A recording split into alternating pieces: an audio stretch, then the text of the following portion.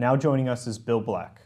He's an associate professor of economics and law at the University of Missouri-Kansas City, a white-collar criminologist and a former financial regulator. And he's also a regular contributor to The Real News. Thanks for joining us, Bill. So, Bill, the Supreme Court refused to hear two cases regarding the debt obligations of Argentina to international creditors. What is the significance of this, and what effects will it have on the Argentinian economy? All right, so to back up a second about what all of this is about, Argentina at one time was by far the wealthiest country in all of Latin America, but it got involved in hyperinflation and lots of other problems, and it started listening to the Washington Consensus, which is the very conservative stuff back promulgated in 1989. And then it was celebrated by conservatives as the other example, in addition to Chile, that proved that the Washington Consensus was a brilliant success. And it seemed to be working right up to the point that it destroyed Argentina's economy in 2001. So what Argentina had done at the suggestion of the United States and places like the International Monetary Fund was to peg the Argentine peso to the dollar so that 1 peso was worth $1.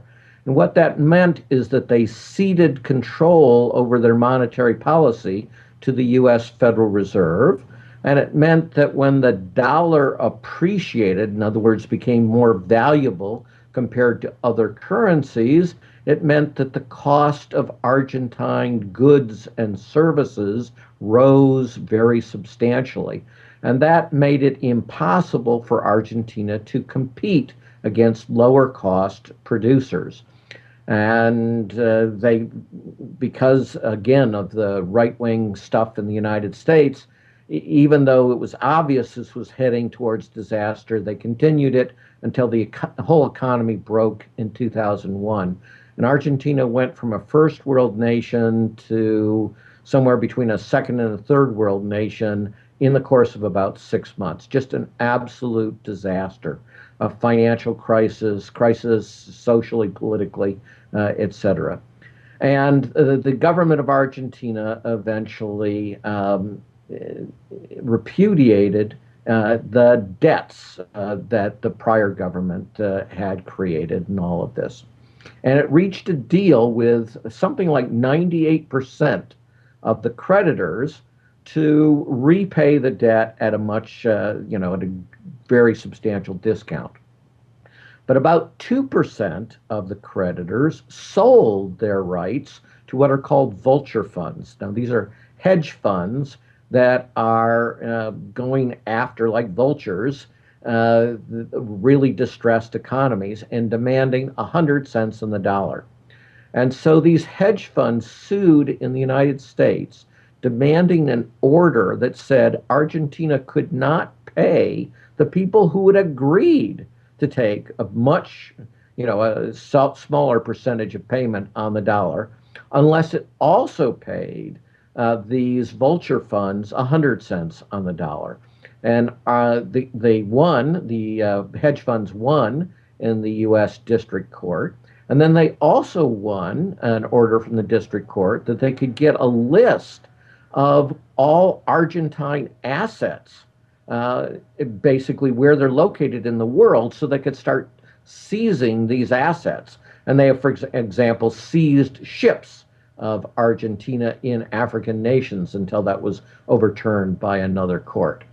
So Argentina went to the U.S. Supreme Court and asked the Supreme Court to declare both of these orders invalid. And today, the U.S. Supreme Court has refused to hear the Argentine appeal. And that means that the district court orders are effective and that Argentina is potentially facing yet another international financial crisis that could be devastating to its economy. And of course, the broader precedent is everybody serious agrees that you want these kind of debt agreements where you repay at a very small percentage once a country gets into enormous distress so that it can recover. Even the United States, the International Monetary Fund, agree with that. Well, those deals are going to be exceptionally difficult to do, pretty close to impossible under this ruling. So this is the device for keeping nations that are in crisis in very long-term crises instead of having them recover. So this is terrible news for all of the developing world. So, Bill, many of your reports for us have been about how the U.S. Justice Department has protected big banks and banksters from any prosecution. Is this an example of the U.S. Supreme Court protecting the power of finance? Yes, so we have the organs of the United States of America being used to enforce an order that the executive branch of the United States of America says is a disastrous policy and grotesquely unfair and likely to cause immense harm to the peoples of the world.